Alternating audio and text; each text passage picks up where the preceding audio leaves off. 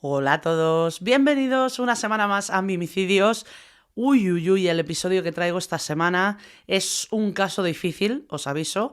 Es un caso que te hace reflexionar y es que en el episodio de hoy Jugamos a matar os voy a contar la historia de Mary Bell. Mary Flora Bell nació el 26 de mayo de 1957 en Newcastle, Inglaterra.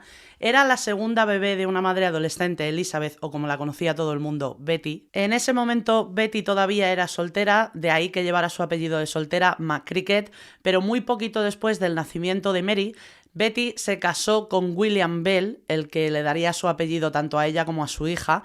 Nunca se supo a ciencia cierta si William era el padre de Mary, más que nada porque se casaron después de que naciera la niña, pero desde luego siempre lo trataron como tal. El que William fuera o no su padre, o el que sus padres no estuvieran casados, era el menor de los problemas que había en esa familia cuando nació Mary.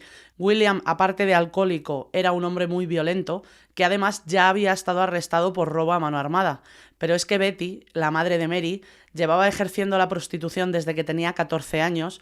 Como os digo, Mary era la segunda hija. Ella tenía una hermana mayor, Catherine, que había nacido 2 años antes que ella, cuando su madre tenía 15. Y como hemos visto en otros casos, me viene, por ejemplo, también el caso que os conté hace poco de la pequeña, la niña de Francia. A pesar de que Mary ya tenía una hermana mayor y de que no era el primer bebé en la casa, sin embargo, sus padres, en concreto su madre, Betty, tenía una animadversión, un asco por el bebé, pero desde el mismo momento en el que nació. De hecho, la hermana de Betty, Isabel, una tía de Mary, contaba que cuando su hermana dio a luz y las enfermeras le quisieron dar el bebé para que la cogiera en brazos, ella se puso a gritar y a decirle a las enfermeras que alejaran esa cosa de ella. Y el rechazo que sintió Betty por su segunda hija no se iba a quedar solo en ese gesto o en ese momento después del parto. La familia de Mary enseguida empezó a notar que pasaban cosas raras en la casa. La niña, y estamos hablando de un bebé de días, semanas. No nos estamos yendo a 3, 4 años, no, desde el mismo momento en que se la llevó a casa del hospital. La niña siempre tenía algún corte, algún moretón, siempre tenía heridas, incluso las cosas escalaron bastante y cuando Mary tenía 3 años, en 1960, a su madre Betty, la niña se le, entre comillas, cayó desde una ventana del primer piso. Para este momento, que Mary tenía 3 años y su hermana Catherine 5, las niñas ya estaban acostumbradas a quedarse bastante tiempo solas en casa. Y es que su padre, como os decía, era un alcohólico violento que desaparecía, podían estar semanas sin saber nada de él.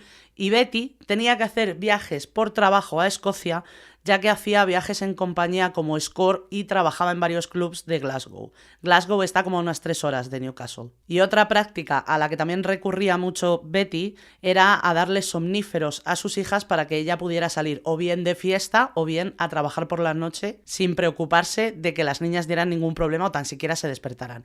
Esto me da un poco vibes Madeleine McCann. Pero fíjate hasta qué punto llegaría el asco que sentía Betty por su hija pequeña, porque esto no se reflejaba para nada en su relación o en el trato que le daba la hija mayor. En 1963, cuando Mary tenía 6 años, su madre la despreciaba tanto que decidió venderla a una mujer infértil que conoció por la calle. Una mujer cualquiera, de hecho no era una mujer cualquiera, porque la conocían en todo el pueblo, incluso en el departamento de policía, y también, entre comillas, como la loca del pueblo. Era una mujer que tenía problemas mentales, que no había podido ser madre, y a Betty se le ocurrió la fantástica y legal idea de vender a su hija pequeña.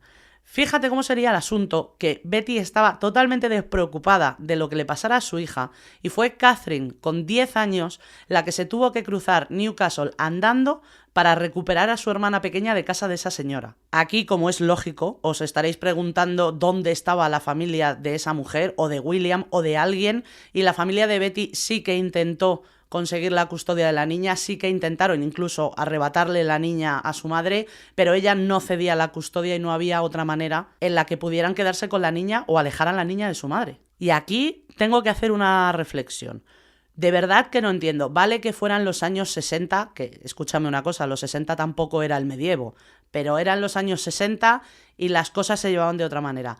Pero de verdad que una niña lleva 6 años padeciendo ese maltrato con lesiones constantes, que la madre que la madre vendió a su hija. Y de verdad me dices que no hay una sola institución, llámese protección al menor, servicios sociales, la policía, que para algo está. ¿De verdad no había nadie que pudiera alejar a esa niña de esa madre? Y cuando crees, o cuando quieres creer, mejor dicho, que no hay algo peor que una madre le pueda hacer a su hija, llegaron a mediados de los 60, el abuso continuaba contra Mary, pero hasta tal nivel que Betty deshumanizó por completo a su hija y con tan solo 8 años ya la forzaba a participar en sesiones sadomaso con clientes de Betty. Mary, a sus 8 años, ya había sido golpeada, maltratada, incluso se habla de intento de homicidio por parte de su madre, y ahora es forzada a mantener relaciones sexuales con clientes de su madre.